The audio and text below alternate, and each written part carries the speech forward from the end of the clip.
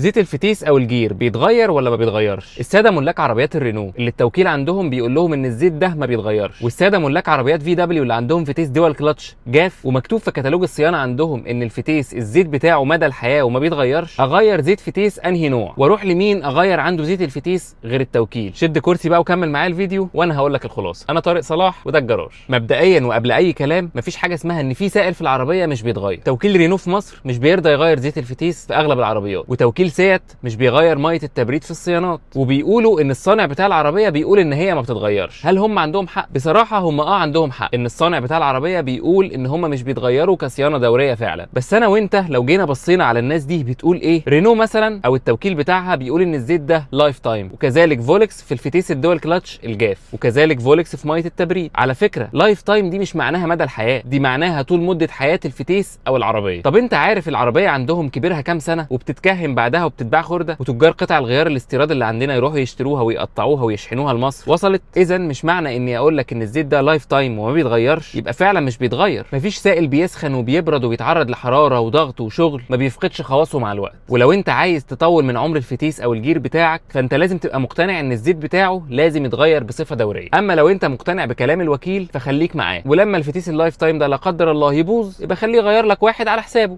طب تغير الزيت كل قد ايه؟ لو انت الفتيس بتاعك اوتوماتيك عادي مش دول كلتش فالزيت بتاعه بيتغير بمعدل من 40 ل 60 الف كيلو، على حسب نوع الزيت اللي انت حاطه وعلى حسب نوع عربيتك، وبرده على حسب نمط وطريقه سواقتك. لو بتقرص على الغيارات وبتسوق سواقه مش هاديه يفضل تغيره بدري، لو بتسوق على سرعات عاليه كتير فوق ال 120 يفضل تغيره بدري. اما لو انت الفتيس بتاعك دول كلتش جاف فده ليه قصه شويه، عشان في شويه ناس بتالف وبتقول ان الفتيس ده جاف ما فيهوش زيت. لا حضرتك، هو اسمه جاف علشان ما فيش تبريد بالزيت للكلاتشات بتاعته، مش عشان هو ما فيهوش زيت. الكلاتشات بتاعته جافه زي الديسك والاسطوانه بتوع الفتيس المانيوال بالظبط. والفتيس ده بيبقى فيه نوعين من الزيت، زيت الميكاترونيك وده زيت راكد في الخزنه بتاعه الميكا وما بيبقاش عليه ضغط اطلاقا، مجرد انه بيشغل الدبرياج اللي بيعشق الغيارات، والزيت ده عمره من عمر الميكاترونيك وبيتغير مع تغيير طقم الدبرياج. اما النوع الثاني من الزيوت وهو الزيت اللي بيبقى جوه التروس، ده زيه زي زيت الفتيس المانيوال العادي بس طبعا ليه مواصفه مختلفه، والزيت ده بيبقى برده عليه ضغط بس مش نفس الضغط اللي بيتحط على الزيت اللي موجود في الفتايس الاوتوماتيك العاديه، فممكن تغيره بعد مده طويله عادي،